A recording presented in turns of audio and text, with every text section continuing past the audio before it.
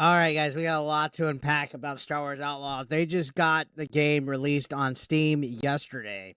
And after an abysmal failure of a console launch where they struggled to sell 1 million units of this game, it's finally on Steam. And on its launch date, it had an abysmal 834 peak concurrent players. Now, today seems a little bit better. I'll give them this. They got 1,645 people. But this is a Star Wars game, okay? This is a Star Wars game.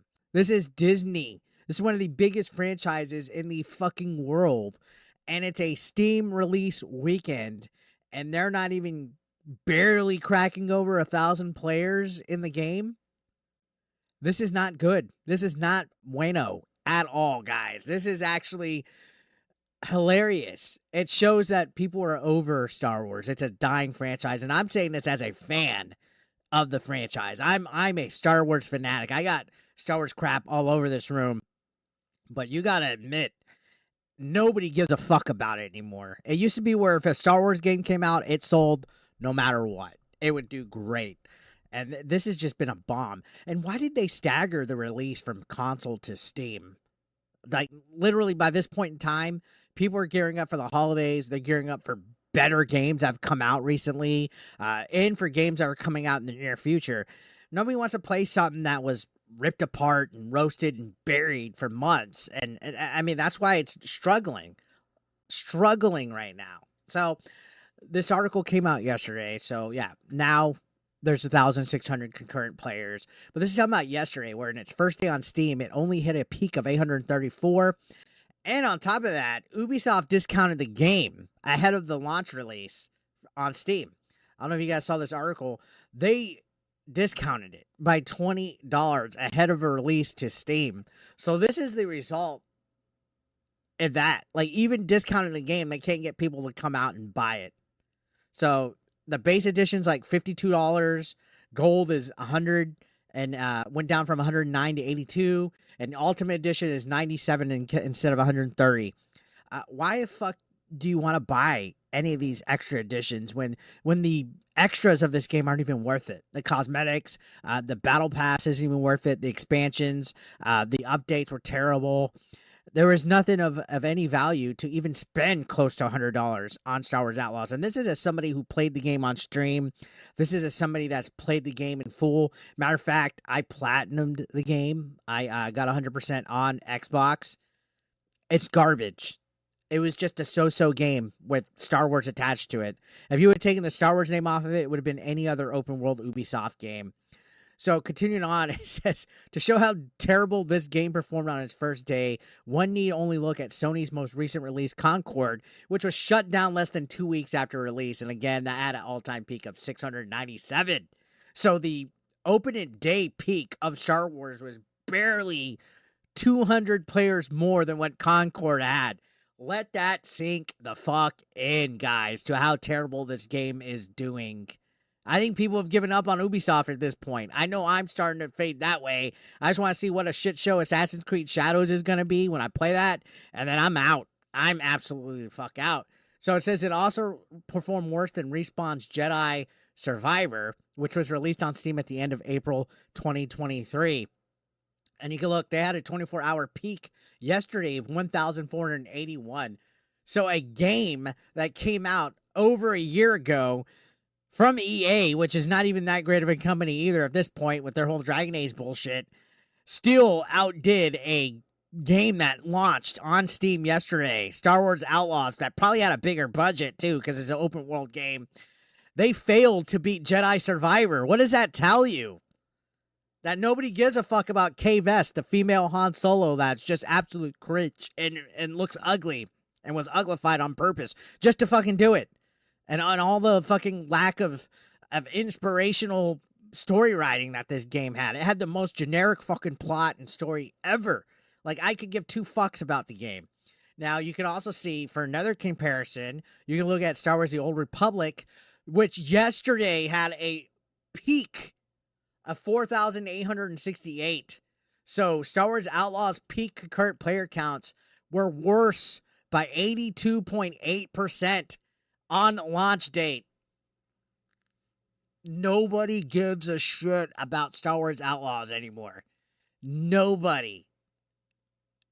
Ubisoft's going to lose so much money from this game. It's ridiculous. And this is the year of the financial flop. This is the year of games that go woke. They fucking flounder so hard to the point where it's like, wow, when are they going to fucking learn?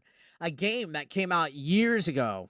How long ago was Star Wars Knights of the Republic? Like over a decade at least? A Steam release has more people playing it than Outlaws, that is a brand new fucking game getting launched on Steam. So this article says it's abundantly clear that this game will not be a long-term seller despite Ubisoft's hopes. And yeah, this was after the CEO was saying that they hope that, you know, they could change things around, that it underwhelmed. It was off to a slow start. Here's the thing, Outlaws, obviously off to a slower start. Can you provide a little color into the sales curve there more recently? Have you guys started seeing things pick up? Can you talk about any discounting you might be doing or strategies for discounting till the holiday period? And the CEO, Gilmot, said, on Outlaws, we can say that it's the 3 title updates that we've delivered at the same time we've been observing. Substantial positive community sentiment improvement. The biggest update still to come by November 21st, and it will come on the same day as the first big story pack and the launch for Steam. So we're putting ourselves in a position to have a must-play game that should address a mainstream audience for the busy season, also be a long-term seller. Yeah, that's wishful thinking, guys. A must-play game. Everybody that's going to play the game has already played it on console, apparently, at least according to the Steam database. I played it. I have no interest in even going back and playing this new update. I can't be bothered. I cannot be fucking bothered to go and play this update at all. To me, it was just an average game. It was so-so. There was nothing innovative about it. Nothing to where I was like, oh my God, this is so fantastic. The replay value was not there at all. They had some Easter eggs and cameos by, you know, legacy Star Wars characters, but it wasn't even for fan service at this point. It was just, I felt like they were undermining every the characters, you know, and this game had so much potential, but literally nobody could give a shit about anything Star Wars. I just barely found out that Skeleton Crew is coming out like December 3rd. That's how little I give a fuck about Star Wars at this point. Now, they continued to say it has great quality, and the team wanted to make sure that we will remove a few frictions and then implement some gameplay mechanics that will certainly delight the players. Ahead of the game's release, investors were expecting the game to sell at least 5 million units. Oh, God, but that fucking failed because, remember, we covered it. Insider Gaming had the rumor that the game only sold 1 million units in its first month, saying that they secured a current sales figure from sources close to the game at the time of writing. Star Wars Outlaws had just ticked over 1 million sales worldwide. Further rubbing salt into this wound is the Assassin's Creed executive producer Mark Alexis Cote recently revealing that AAA games need to sell somewhere between 8 to 12 million units to break even. So, yeah, this was part of the thing where he said Assassin's Creed Shadows has to sell 10 million to break even. I'm willing to bet they spent more money making Star Wars Outlaws than they did Assassin's Creed Shadows, which is weird that all these games have such high cost, such high budgets, to where it's like almost competing with Hollywood, right? 1 million copies sold of Star Wars Outlaws, and then whatever abysmal thing is going on with Steam is not going to cut the mustard. You know, this guy right here, Cote, who's the Assassin's Creed guy, said, reason why I'm quoting the 10 million copies kind of mark is from what I've seen and how I've seen cost of competitors and everybody.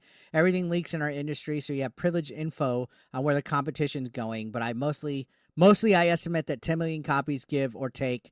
2 million is mostly what you need to break even, but you have only 10 games that breach that every year.